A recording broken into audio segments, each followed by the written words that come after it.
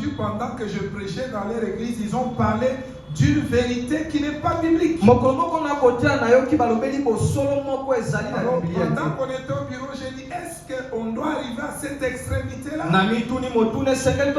J'ai montré ce que la Bible dit. Alors, ils n'ont pas compris. Alors, qu'est-ce que c'est en fait quoi?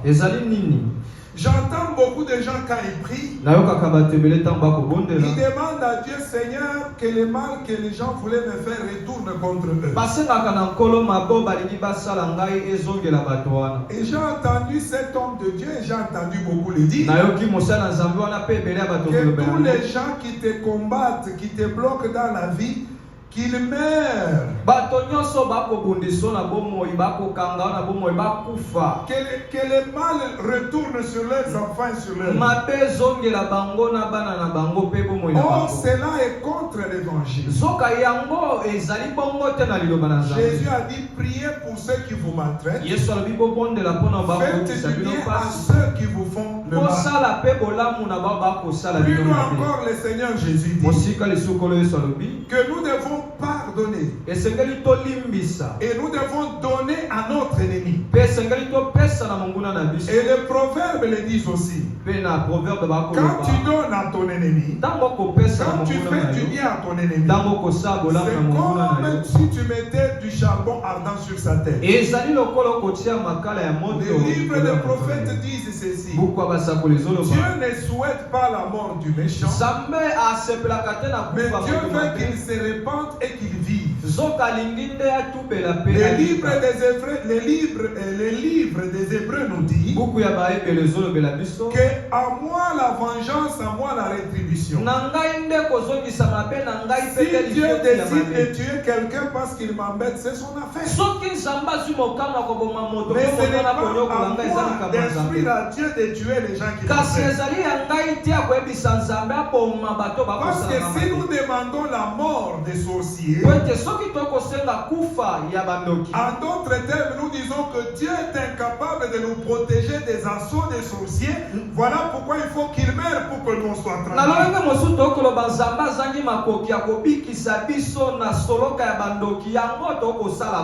Alors nous demandons qu'il tue les sorciers, comme ça nous on sera tranquille. Alors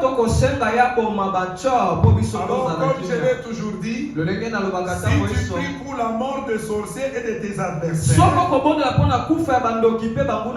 pour qu'ils meurent, sache que tu n'as pas encore fini de tuer.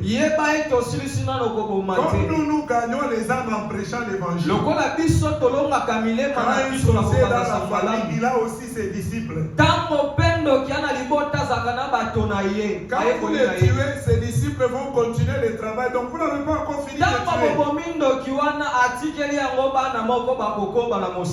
Alors sur cette déclaration, pendant que je suivais, le Seigneur me donne un message.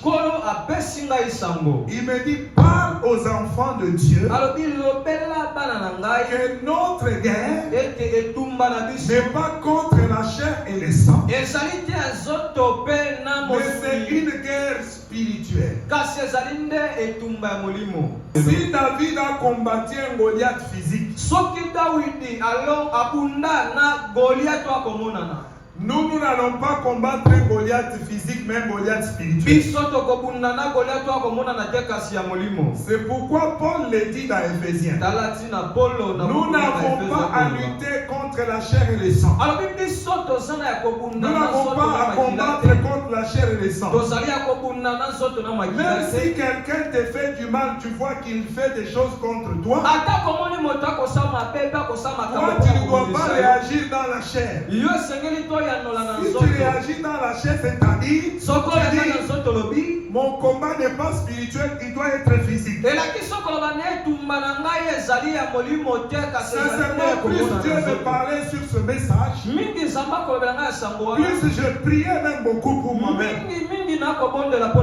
Parce qu'il y avait des tableaux que Dieu me faisait voir. Et j'ai compris que plus on avance avec le Seigneur, fois, on quitte les combats spirituels pour aller dans les charnels.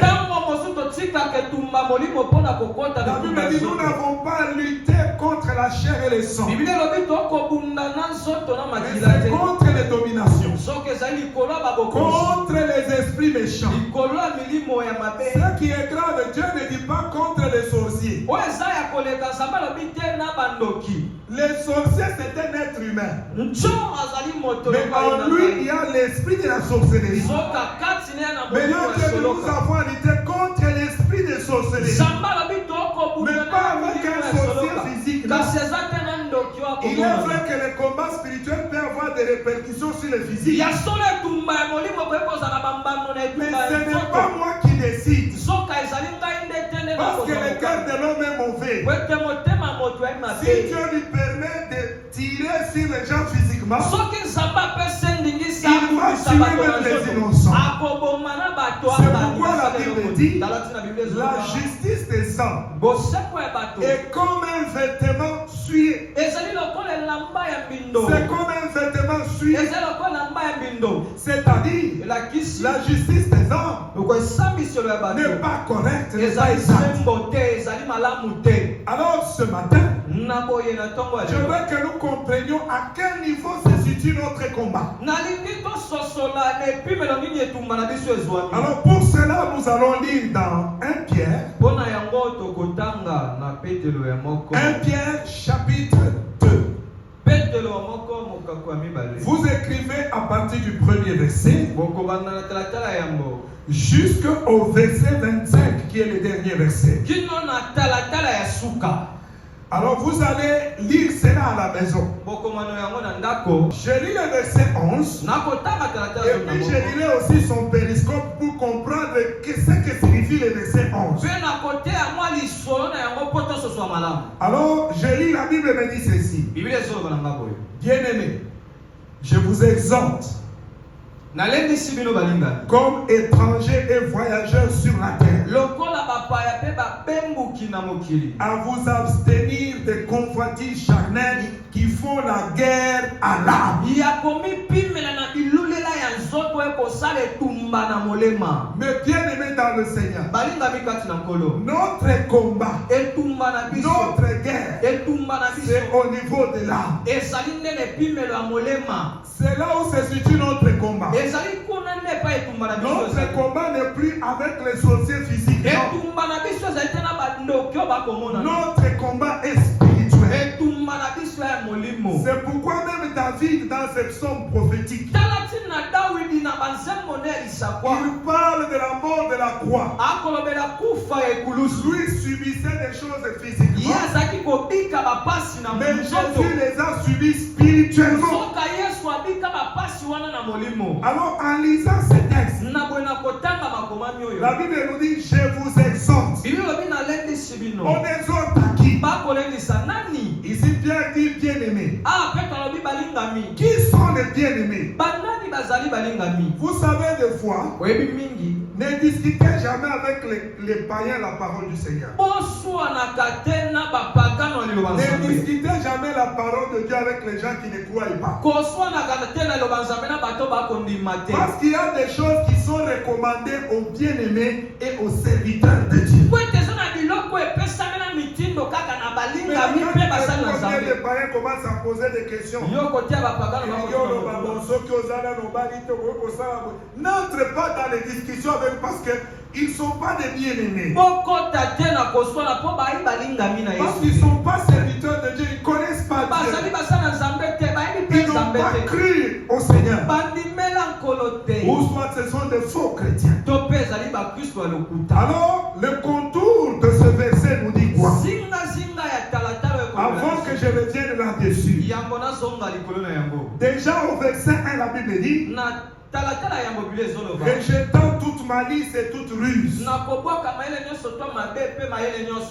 et la dissimulation, l'envie et la médisance, rejetant ces mauvaises choses. Si tu viens au Seigneur, la première des choses que tu dois faire, c'est rejeter la méchanceté, c'est rejeter le péché, la ruse, la dissimulation, l'envie. Donc il faut ces choses les mettre à l'écart. Les médisances. C'est-à-dire qu'il y a des choses que la chair aime. Tout ce qu'on cite là, la chair aime ça. La chair aime la méchanceté. Vous savez, en chacun de nous, il y a une méchanceté. Au point que quand quelque chose du mal arrive à quelqu'un qui t'en veut, tu éprouves un plaisir.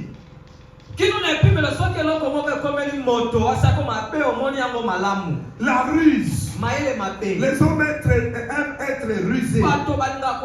Ils aiment se dissimuler, se camoufler, vivre dans leurs envies et dans les médisances. Maintenant, la Bible dit au verset 2 ceci: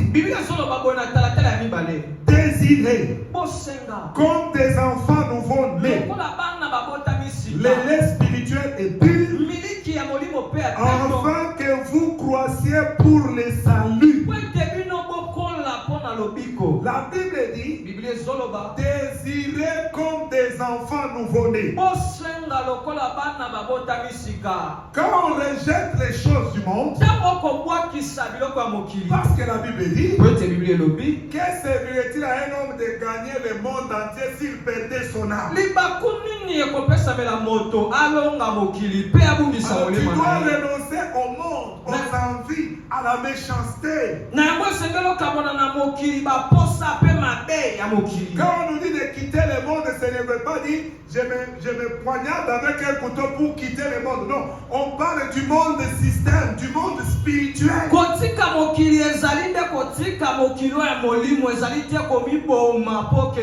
Celui qui est né de nouveau, il renonce au monde, aux envies, à la volonté de la chair. Et la Bible dit, comme des nouveaux-nés, c'est-à-dire des gens nés de nouveau, aspirer au lait spirituel et pur. C'est-à-dire la parole du Seigneur. C'est-à-dire l'enseignement. Et la Bible dit ceci: pourquoi nous devons désirer à la parole? C'est pour que nous croissions pour les saluts. Beaucoup de gens viennent au Seigneur, mais il reste des bébés spirituels. L'apôtre Paul dit dans Corinthiens, vous êtes encore des enfants, vous êtes encore des charnels, vous vivez encore dans la jalousie, dans la convoitise, dans les envies. Dieu ne veut pas que si nous naissions de nouveau, nous naissions charnels. Mais il veut que nous puissions croître dans le salut. Croître pour le salut. Donc ceux qui sont nés de nouveau, ils croissent pour le salut. Et au verset 3, il dit, si vous avez écouté que le Seigneur est bon, approchez-vous de lui, la pierre rejetée par les hommes. Celui qui est né de nouveau, il désire la parole de Dieu. Comme un nouveau-né, il désire s'approcher de la présence du Seigneur. C'est pourquoi dans les psaumes, David dit à Dieu, je te demande une chose que je désire ardemment. Je voudrais tous les jours de ma vie vivre dans ta présence pour contempler ta magnificence. Celui qui est né de nouveau, il aspire à la parole. Il désire l'enseignement. Il désire la parole de Dieu pour être affermi, pour croître pour les saluts. Et il sait que le Seigneur est bon. Et cela le pousse à à s'approcher de lui. En réalité, c'est lui que tout le monde rejette. C'est-à-dire Christ, il dit approchez-vous de lui. Si quelqu'un s'approche du Seigneur, donc il a les désirs du Seigneur. C'est ça les meilleurs et les bons désirs que nous devons avoir. Et la Bible déclare pour former une maison spirituelle. Au verset 5, il dit pour former une maison spirituelle. Vous comprenez que l'élément spirituel, c'est la parole.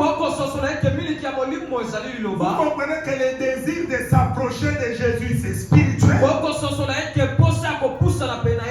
Et cela nous amène à construire une maison spirituelle dont le rocher est Jésus-Christ. Et la Bible est très claire. Il vous êtes heureux, vous qui avez cru en elle.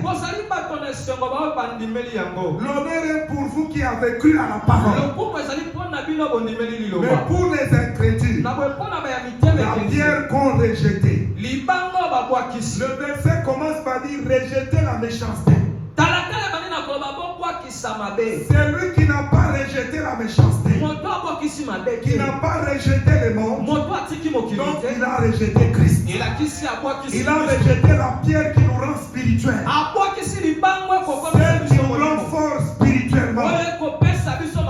Parce que Jésus a dit à Pierre, tu es caillou, mais sur ces rocs, je bâtirai mon église. Même les portes de l'enfer ne prendront pas les dessus sur elle. C'est-à-dire les forces spirituelles qui entreront en guerre, les mauvais désirs, les convoitises n'auront pas les dessus sur lui. Alléluia. Amen. Et la Bible continue en disant ceci. Au verset 8, la Bible dit ceci. Ici est pour n'avoir pas cru à la parole. Ils tombent parce qu'ils n'ont pas cru à la parole. Ici est parce qu'ils n'ont pas cru à la parole. Et la Bible déclare, vous au contraire, vous êtes une race élue, une nation sainte, un sacerdoce royal, un peuple mis à part, afin que vous annonciez, afin que vous serviez, en annonçant les vertus de celui qui vous a appelé. Notre mission est d'annoncer l'évangile. Notre mission est d'annoncer les vertus du royaume, les vertus du Seigneur Jésus. La Bible dit, vous avez cru, vous êtes un peuple à part, un peuple saint et spirituel, parce que votre combat est spirituel. Et puis il continue en disant ceci au verset 10. Il dit, vous qui autrefois n'étiez pas un peuple, mais maintenant êtes le peuple de Dieu. Le peuple de Dieu est spirituel. L'église est spirituelle. L'église, c'est l'ensemble de toutes les âmes qui ont cru en Jésus-Christ. C'est eux qui constituent le corps mystique de Jésus. Alors la Bible dit, vous qui n'étiez pas un peuple, maintenant vous êtes le peuple de Dieu. Vous avez obtenu miséricorde. Alléluia. Amen. Vous avez été pardonné. Vous avez été lavé dans le sang de l'agneau.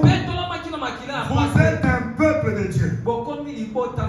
Nous comprenons que les bien-aimés dont Paul parle ici, c'est des gens qui ont rejeté le monde, ses mauvais désirs et ses convoitises. C'est les gens qui sont nés de nouveau.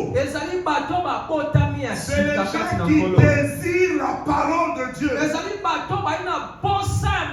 Plus que toute autre chose. En d'autres termes, ils ont de bons désirs. Ils ont le désir d'écouter la parole, de pratiquer la parole. Ils ont le désir de s'approcher du Seigneur. Parce qu'ils ont goûté que le Seigneur est bon. Ils ont goûté, ils savent que le Seigneur est bon. Et nous comprenons que le bien-aimé, c'est la maison spirituelle du Seigneur lui-même en tant que le fondement. Et nous comprenons que ceux-là qui forment la maison spirituelle, le bien-aimé, c'est ceux-là qui ont pris Jésus comme leur pierre angulaire, comme leur fondement. Ils ont renoncé aux mauvais désirs, aux convoitises pour les désirs de Dieu. Et la Bible dit l'honneur est pour ceux qui croient. Ceux qui ont cru en Jésus-Christ. Et la Bible dit ceux qui n'ont pas cru, ils sièrent des tombes pour n'avoir pas cru. Mais les bien-aimés de Dieu sont un peuple à part, un peuple saint, un sacerdoce royal, appelé à annoncer les vertus de Jésus-Christ. Ils ont été appelés des ténèbres à la lumière. Les ténèbres là, c'est le monde spirituel. Ils ont été appelés du monde. Ils ont quitté le monde. Ils ont quitté les ténèbres. Ils ont quitté la convoitise des mauvais désirs. Et ces bien-aimés-là, c'est eux qui forment le peuple de Dieu. C'est-à-dire l'église du Seigneur. C'est pourquoi je dis, des fois il y a des choses qu'il ne faut pas dire aux païens. Même aux gens qui se disent chrétiens mais qui ne croient pas à la parole. Il y a des choses qu'il ne faut pas discuter avec eux. Parce qu'ils ne comprennent pas. Parce qu'ils ne sont pas bien aimés de Dieu. C'est là que la Bible dit l'homme animal ne comprend pas les choses de Dieu. Vous savez, la traduction motonyama, c'est aussi bon, mais c'est pas très bon.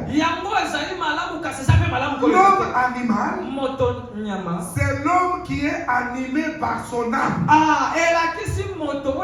L'homme qui est animé par les désirs de la chair, animé par ses émotions. Le christianisme aujourd'hui, c'est les émotions, c'est les sentiments. La Bible dit nous ne sommes pas de ceux qui se retirent pour se perdre, mais nous sommes de ceux qui ont la foi. La foi, c'est l'adhésion de notre esprit aux vérités révélées par Dieu. Nous sommes de ceux qui ont la foi pour sauver leur âme. Tu dois sauver ton âme des émotions, des sentiments. Quelqu'un qui veut suivre Dieu ne doit pas être dans les émotions, dans les sentiments. C'est pourquoi Jésus a dit, si quelqu'un veut venir à moi, il renonce à son père, à sa mère, à ses enfants. Mais celui qui est dans les sentiments, sentiments familiales, sentiments relationnels, il ne peut pas quitter les mauvais amis parce qu'il est dans les émotions. Mais la Bible dit ici que ceux qui ont la foi, c'est pour sauver leur âme, pour que leur âme ne soit plus animée de la convoitise, mais que leur âme soit animée des désirs de la parole, le désir de s'approcher du Seigneur, le désir d'adorer le Seigneur, le désir de mettre en pratique la parole. Et c'est ce que la Bible dit. Voilà le bien-aimé dont Paul parle. Le bien-aimé, c'est ceux qui suivent les enseignements. Des fois, les gens acceptent le Seigneur ici, où ils veulent entrer dans le département. Quand on leur dit on doit vous donner les affermissements, ils n'en comprennent pas l'importance. il néglige. Et laissez-moi vous dire, l'homme ne vivra pas de pain seulement, mais de toutes paroles qui sortent de la bouche de Dieu. Parce qu'un être nouveau, il désire la parole de Dieu. Parce que la parole, c'est par elle que tout a été créé. Il est écrit dans un chant. Au commencement était la parole. La parole était avec Dieu. La parole était Dieu. Et en elle, il y avait la vie des hommes. Et tout ce qui a été créé par la parole. Maintenant, mes bien-aimés dans le Seigneur, Jésus dit, celui qui n'écoute pas ma parole, celui qui rejette ma parole, ce n'est pas l'envoyé qui l'a rejeté, mais c'est Dieu qui l'a rejeté. Parce que Dieu est sa parole. Alors comprenez ce bien-aimé dont Paul parle. Ce ne sont pas des bébés spirituels. Ce ne sont pas les gens animés par des convoitises de la chair. Des chrétiens de nom. Non, ce n'est pas de cela. Quand il parle des bien-aimés, il a d'abord introduit en disant qu'ils ont rejeté le monde. Ils sont nés de nouveau. Ils ont des désirs spirituels les meilleurs. Ainsi de suite.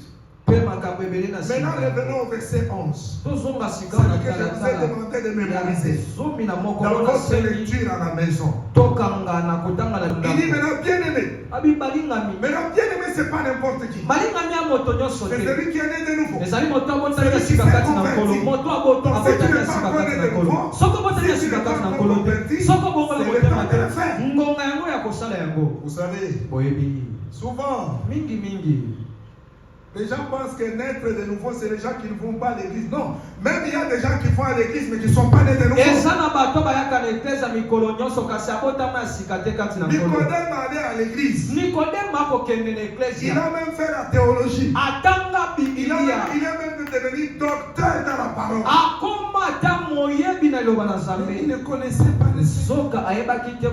Ces jours-là, c'est quoi ça en être de nouveau? Je rentre dans le ventre. Je suis un homme né de l'esprit. Il est peut entrer dans le royaume. Ça, c'est une naissance spirituelle. Ce n'est pas physique, mais c'est spirituel.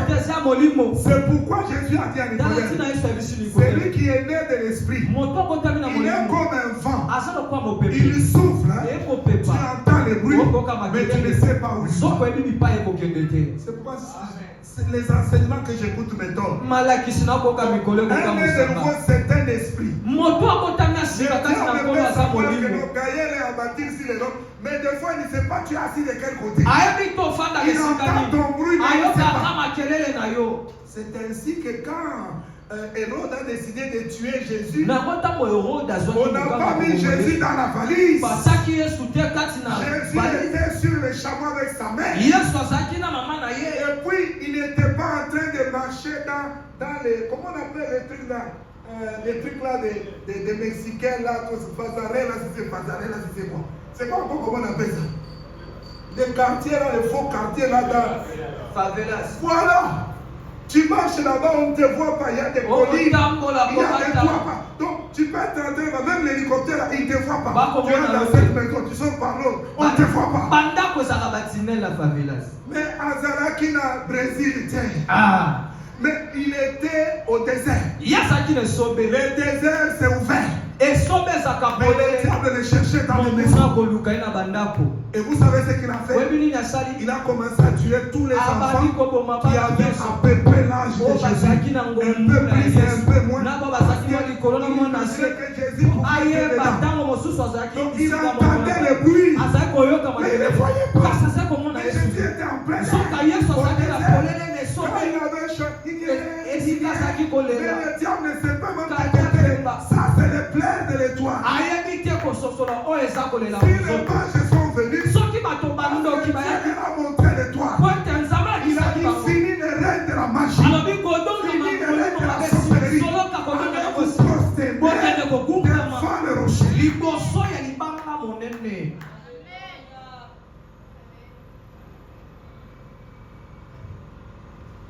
bien-aimés, mes bien-aimés, je vous exhorte,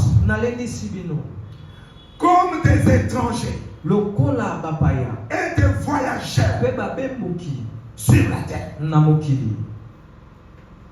On ne parle pas de voyageurs de Miami ici.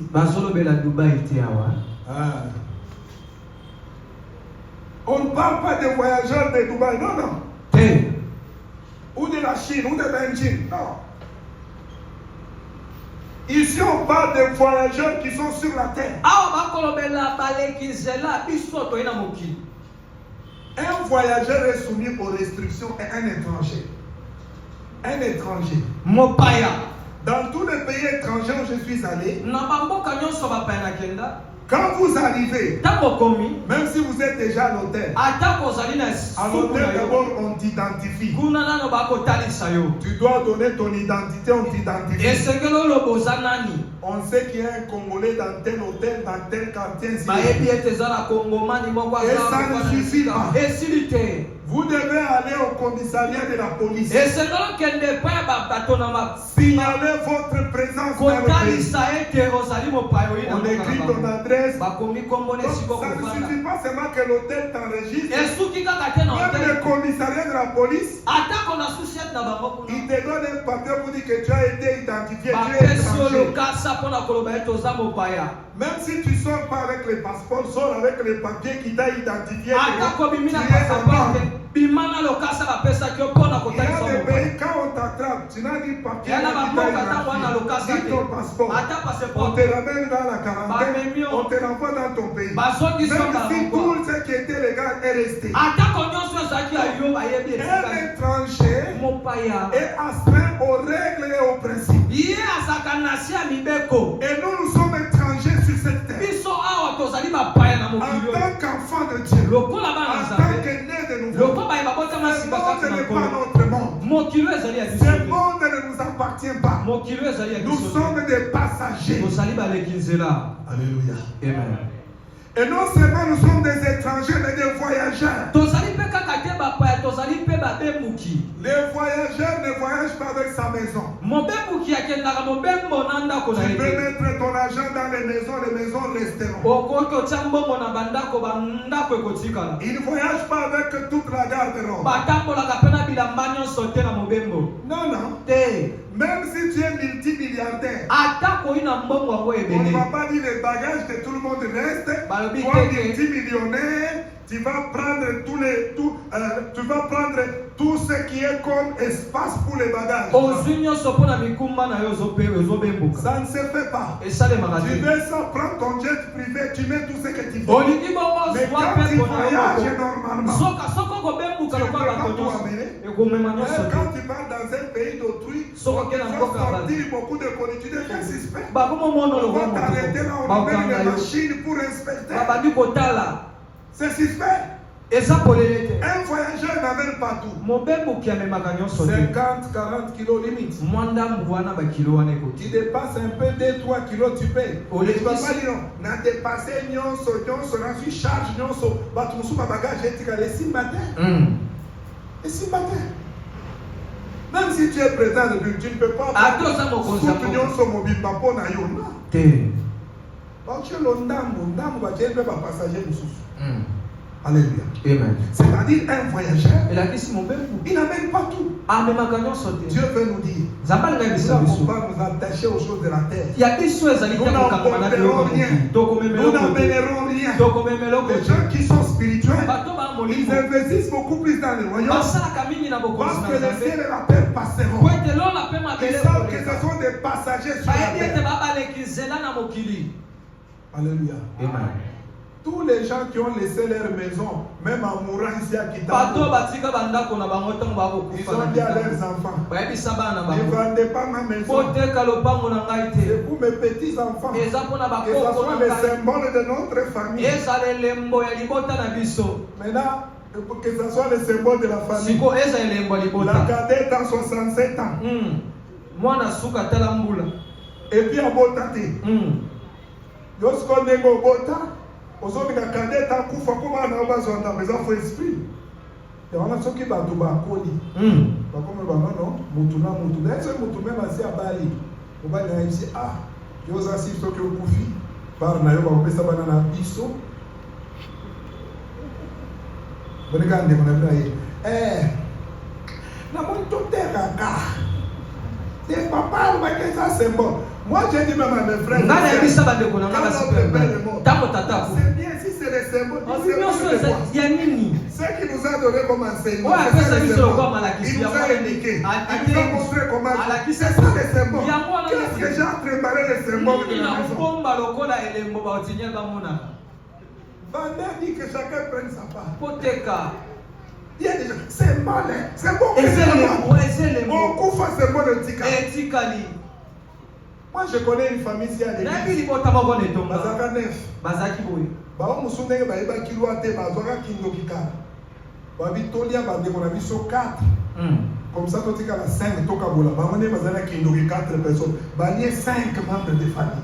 Ba comme ça ba mbatika la 5 pa ka bola. Oh la loi dit. Zoka mobe kolobi. Soki mutu akufi bana na ye bazana droit kozwa bal na ye. Maintenant tellement kindo ki na famille les aka sérieux. Bango moko ba renoncer l'héritage batiki libula ba mama na bango ba yebisi bango kuna ba papa na bino soki bosakani boko kufa ndenge baboti na bino bakufa donc botike la bango donc ils ont terrorisé par la sorcellerie au point ngana yebisi kutu se rabi ya quand même pas na ngato sambe na kazwa par na yoko kufa teli pasteur kito kiwana alfa pesa na par wana na lia ngona mona bantu ya famille na yo. Alléluia. Amen. Tout va passer. Un jour ça va se terminer. Vous savez, des fois même laisser d'autres choses aux enfants, c'est pas les aider. Moi je prêchais l'évangile en ma campagne porte à porte. Je suis entré chez les directeurs. Un directeur de la SNEL, il était métissé. Quelle belle villa. Quand les enfants sortaient de la maison, on dirait c'est là avec du lait. Amen. Amen. Il parlait français là. Le poto que les un jour quand on avait l'église là-bas au niveau de maternité. Je vois ces gens qu'on appelle chargeurs. Quelqu'un qui était un peu médecin. Quelqu'un me dit tu connais les types. Bango papa na bango saka direct au moni ma campagne quand il m'explique je vais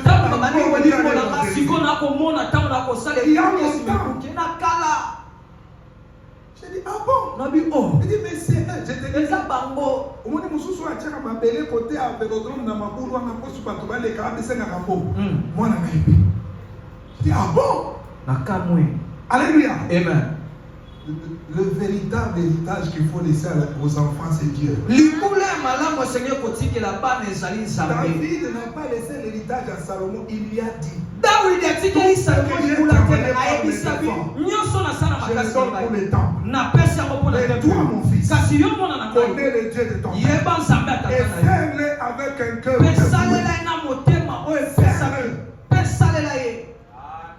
Oh, symbole, Yannick. Gambena ça symbole nana. Il y a des gens donc est-ce que oh non symbole ya tata ya komona les wapi. J'ai dit à mes frères chacun de nous ici près tout le monde est marié. Chacun sa famille. Chacun prend sa part de symbole. Il y a même des gens qui trouvent ça que c'est une fierté. Non. Parce que ceux qui vivent beaucoup fi. Mitema na bino eza bana na bino te. Omona mwana mususu ya tata mukolo mbe mama kulutu. Yesu kota mamoni bokomi kade na bino akomi na 67 ans. Aye kofana na ndako wana symbole. Bayebi mbe bana na bino babika za ndoki. Tango ba famille so bakufi ndoki atikali na héritage. Nani akoya kubiza ah mutu na kena. Ose la kufa. Bino beaucoup fier voyer. Bon, je ferme la voix, c'est pas pourquoi Dieu. Je ne sais pas pourquoi Dieu m'amène là-dedans. N'habitez pas les sabats, mais ma mère m'a mal pas moi. Peut-être que je parle à quelqu'un. N'habitez pas mon sonore le la moto moko. Moi, je vais mon message. Natika na sango na ngaya. Nous sommes des passagers. Des voyageurs. Je disais tous les parents là qui ont laissé les consignes à leurs enfants. On a quitté tous les immeubles là. C'est pour les enfants. C'est les enfants de leur père. Alléluia. Amen. Un voyageur prend un peu de tout. Quel serviteur a de gagner le monde?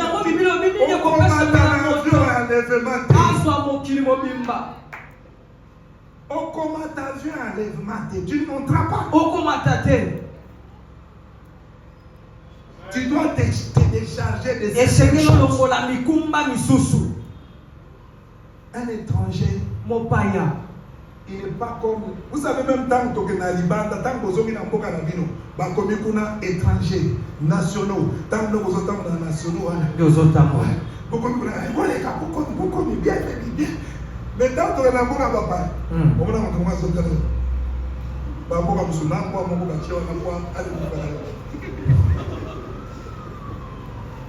Amen. Amen. Mais nationaux, nous sommes dans le temps où nous avons bien. Boka, Mandele à Banca. C'est pas Mandele à Banca, c'est Zalola. Amen. Tout dit qu'on s'encombre dans ma cambo mokili. Et ça qui sont occultes, et ça qui sont enseignements, et ça qui sont paroles, et ça qui sont pour s'approcher de la présence d'un mais non. Non. Nous sommes des voyageurs. Un bien-aimé, celui qui est né de nouveau, c'est se comporte comme un étranger. C'est pas comme s'il va rester sur la terre. C'est pas comme s'il doit s'accaparer de tout. Non.